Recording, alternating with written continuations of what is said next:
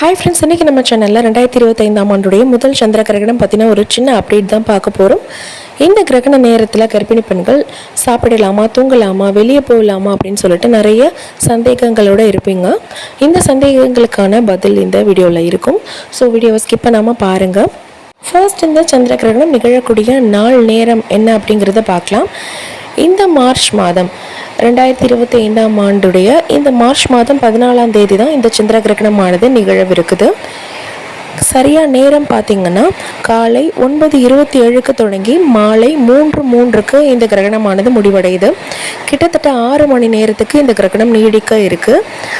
இந்த கிரகணத்துடைய உச்சக்கட்ட நிலை எப்போ இருக்கும், பீக் ஸ்டேஜில் இந்த கிரகணமானது எப்போ இருக்கும் அப்படின்னு கேட்டிங்கன்னா 12:28 பகல் 12:28க்கு தான் இந்த கிரகணத்துடைய உச்சக்கட்ட நிலையானது இருக்கும். இந்த கிரகணத்தை நம்ம இந்தியாவில் பார்க்க முடியுமா அப்படின்னு கேட்டிங்கன்னா, இந்தியாவில் இந்த கிரகணம் நிகழக்கூடிய நேரம் பார்த்திங்கன்னா பகல் பொழுதாக இருக்கிறதுனால நம்மளால் இந்த கிரகணத்தை பார்க்கவோ உணரவோ முடியாது. பொதுவாகவே கர்ப்பிண நேரத்தில் கர்ப்பிணி பெண்கள் ரொம்பவே கவனமாக இருக்கணும். சில விஷயங்களை செய்யலாம், செய்யக்கூடாது அப்படிங்கிறத நம்மளுடைய முன்னோர்கள் சொல்லி கொடுத்துருக்காங்க. அதை காலங்காலமாக நம்ம ஃபாலோ பண்ணிட்டு வந்துட்ருக்கோம். ஸோ அந்த வகையில் பார்த்திங்க அப்படின்னா கிரகண நேரத்தில் கர்ப்பிணி பெண்கள் தூங்கலாமா, தண்ணீர் குடிக்கலாமா, சாப்பிடலாமா அப்படின்னு சொல்லிட்டு நிறைய சந்தேகங்கள் இருக்குது. நீங்கள் தாராளமாக தண்ணீர் குடிக்கலாம், சாப்பிடலாம். சாப்பிடக்கூடிய உணவு பார்த்திங்கன்னா ஈஸியாக டைஜஸ்ட் ஆகக்கூடிய உணவாக நம்ம எடுத்துக்கணும். அந்த டைமில் நம்ம நான்வெஜ்ஜோ அல்லது ரொம்ப ஹெவியான ஆயிலி ஃபுட்டை எடுத்துக்கிறது தவறான விஷயம். ஏன்னா அந்த டைமில் நமக்கு டைஜஷன் ரொம்பவே ஸ்லோவாக இருக்கும். ஸோ நம்ம ஈஸியாக டைஜஸ்ட் ஆகக்கூடிய உணவு, இட்லி, இடியாப்பம், இந்த மாதிரியான உணவுகளை நம்ம எடுத்துக்கிறது நல்லது. போதுமான அளவு தண்ணீர் குடிங்க. தாராளமாக நீங்கள் தண்ணீர் குடிக்கலாம். நீர் ஆகாரங்கள் எடுத்துக்கிறது ரொம்பவே நல்லது. இந்த டைமில் தூங்கலாமா அப்படின்னு கேட்டிங்கன்னா தாராளமாக தூங்கலாம்.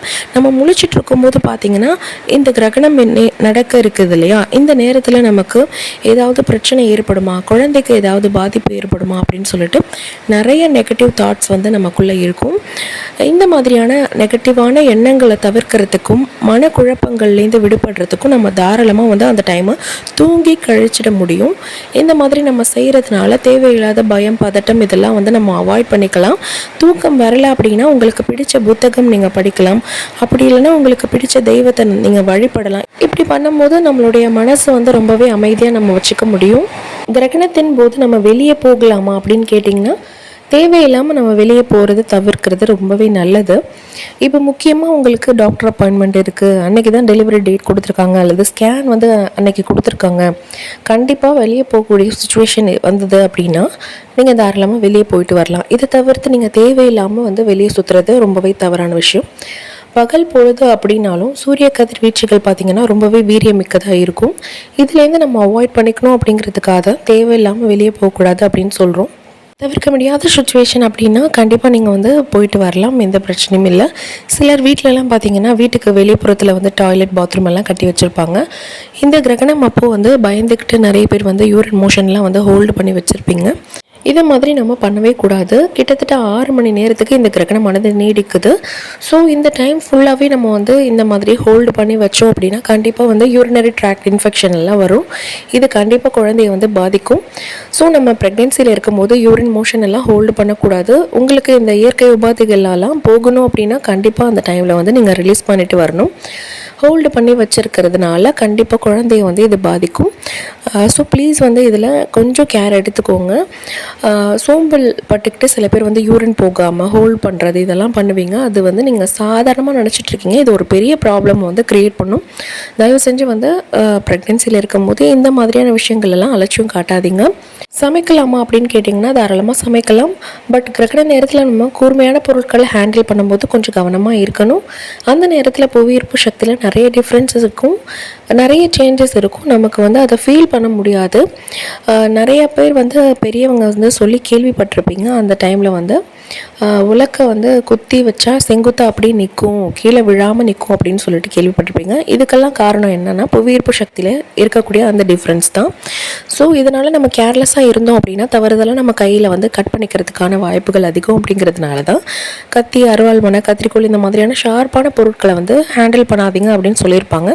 நீங்கள் ரொம்பவே கேர்ஃபுல்லாக இருந்து ஹேண்டில் பண்ணிக்கலாம். சமைக்கும் போது பார்த்தீங்கன்னா கத்தியெல்லாம் பயன்படுத்தி தான் ஆகணும் இல்லையா. ஸோ கொஞ்சம் கேர்ஃபுல்லாக நீங்கள் ஹேண்டில் பண்ணிக்கோங்க. டிவி பார்க்கலாமா, மொபைல் யூஸ் பண்ணலாமா, லேப்டாப் யூஸ் பண்ணலாமா அப்படின்னு கேட்டிங்கன்னா இதெல்லாமே வந்து நீங்கள் யூஸ் பண்ணலாம். தேவைக்கு மட்டும் யூஸ் பண்ணுங்கள். தேவையில்லாமல் வந்து அதிக நேரம் லேப்டாப்போ அல்லது மொபைலோ யூஸ் பண்ணாதீங்க. முக்கியமாக சார்ஜ் போட்டு இந்த திங்ஸ் எல்லாம் வந்து நம்ம யூஸ் பண்ணக்கூடாது.